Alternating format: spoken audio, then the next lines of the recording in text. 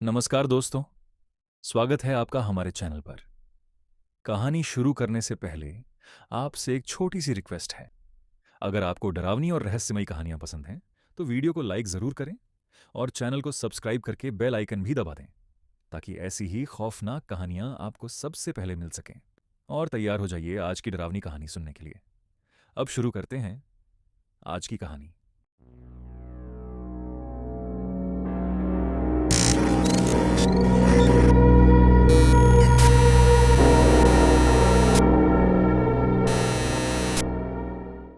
Victoria भूत प्रेत की कहानियों पर विश्वास करने वाली नहीं थी।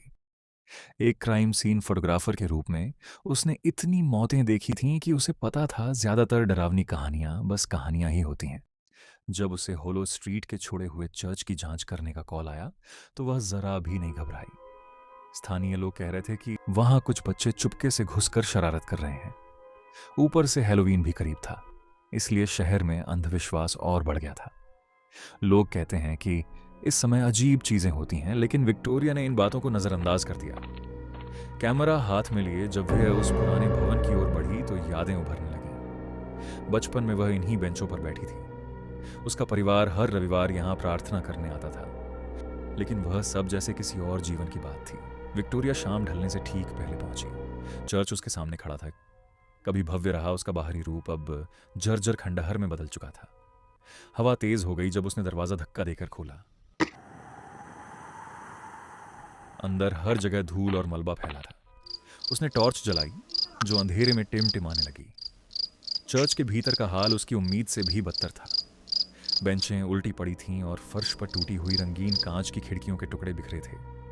जैसे ही वह वेदी ऑल्टर के पास पहुंची, उसकी नजर फर्श पर पड़ी किसी चीज पर अटक गई। वहां अजीब से प्रतीक बने हुए थे जो सूखे हुए खून जैसे दिख रहे थे। वे जटिल आकृतियां थीं और उन निशानों के बीचों बीच एक नाम लिखा था। वह रुक गई, उस नाम को घूरती रही। उसे वह नाम पहचाना हुआ नहीं लगा। शायद किसी की शरारत है, उसने सोचा। उसने अपने मन की घबराहट को झटका और आगे बढ़ी, लेकिन जैसे ही वह वेदी से दूर जाने लगी, उसके पैरों के नीचे जमीन हल्की सी कांपी। पहले तो कंपन बहुत हल्का था, लेकिन फिर वह तेज होने लगा। वह पीछे लड़खड़ा गई। तभी जोरदार आवाज के साथ वेदी बीच से फट गई। धूल का घना गुब्बार हवा में फैल गया। विक्टोरिया खांसने लगी और उसने अपना हाथ मुंह पर रख लिया। जब धूल का गुब्बार थोड़ा साफ हुआ तो उसने देखा पत्थर की फटी हुई दरारों के बीच एक प्राचीन किताब रखी थी, चमड़े से बंधी हुई। वह घुटनों के बल बैठकर उसे देखने लगी।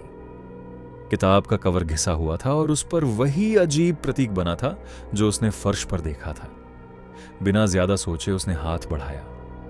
जैसे ही उसकी उंगलियां उस चमड़े को छूती, एक बर्फीली सिहरन उसके पूरे शरीर में दौड़ जाती है। वह एक पल के लिए जैसे जड़ हो गई। उसने झटके से हाथ पीछे खींच लिया। किताब में कुछ तो गलत था, फिर भी उसने उसे खोल दिया।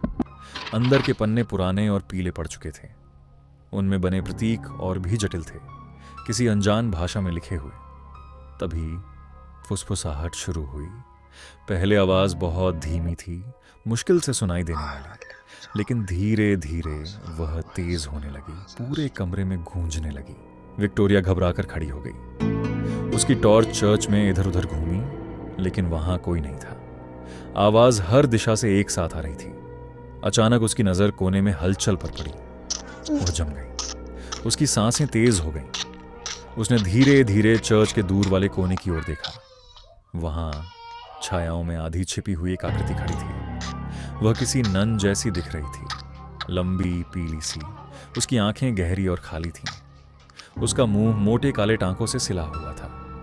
वह हिली नहीं, लेकिन उसकी मौजूदगी कमरे को दमघोंटू बना रही थी। फुसफुसाहट और तेज हो गई। घबराहट में विक्टोरिया दरवाजे की ओर भागी, लेकिन जब उसने हैंडल पकड़ा तो वह हिला ही नहीं।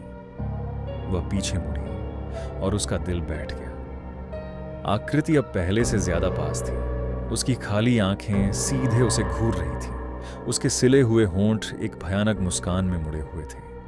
वह पीछे हटती हुई वेदी की ओर आ गई। टॉर्च टिमटिमा रही थी।